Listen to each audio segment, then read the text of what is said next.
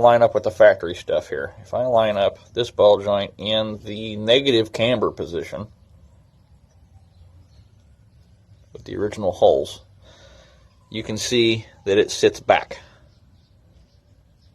If I take this out and I flip it 180 degrees in its hole, and hang on, I'm going to put you down. I do this because it's stuck.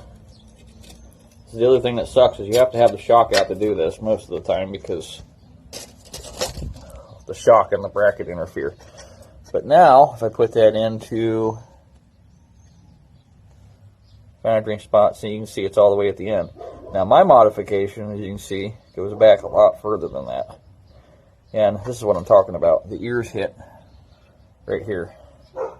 So what I would do, if I needed a lot more camber for race day, I'd take this, make sure that I was in the negative camber position.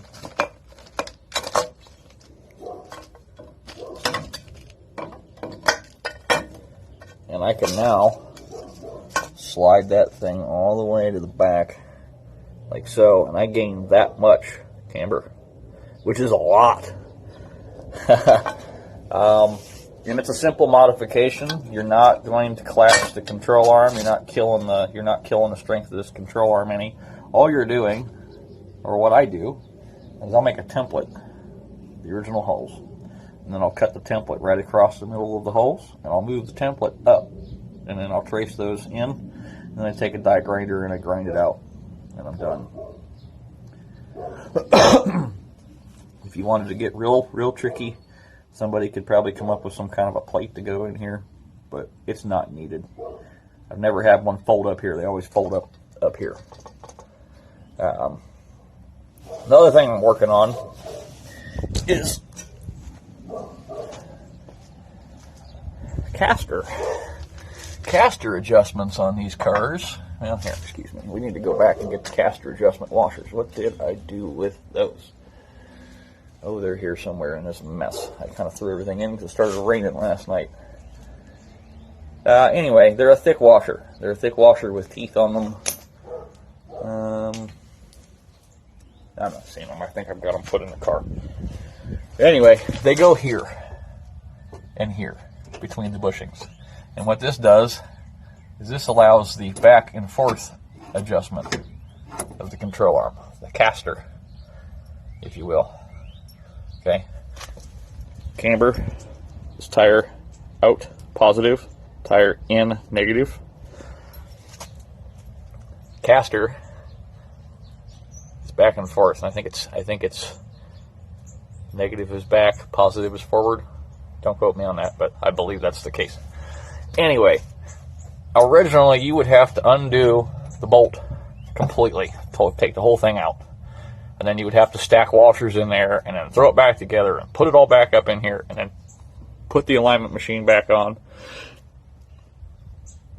check it, repeat the process until that was done, which is why caster is never done on a Chevette or a Fiero for that matter, because it's a pain. And if anybody has ever taken their upper control arm off, they already know that bolt's almost impossible to get out most of the time. So you could imagine the alignment guys cussing and carrying on about it. However, what I'm going to come up with, working on it right now, is some washers like this that have a tab on the top of them and a slit in the bottom like a C.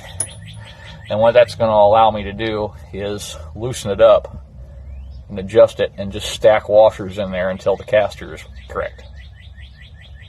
Something I'm working on for the future will be to actually cut that tube off,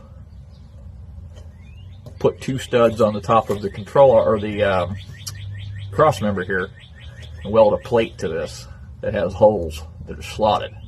So then two jam nuts can be used, tightened back to move the caster back and forth for more adjustment. Using stock control arms for those of you that have to use the stock control arms. The other thing is I just like pushing the limits of the stock stuff, and this is something that will really get some serious adjustment in your favor, and you get to keep the light stamped steel control arms, because even though they're stamped, These are much lighter than any of the tubular stuff you're ever going to find.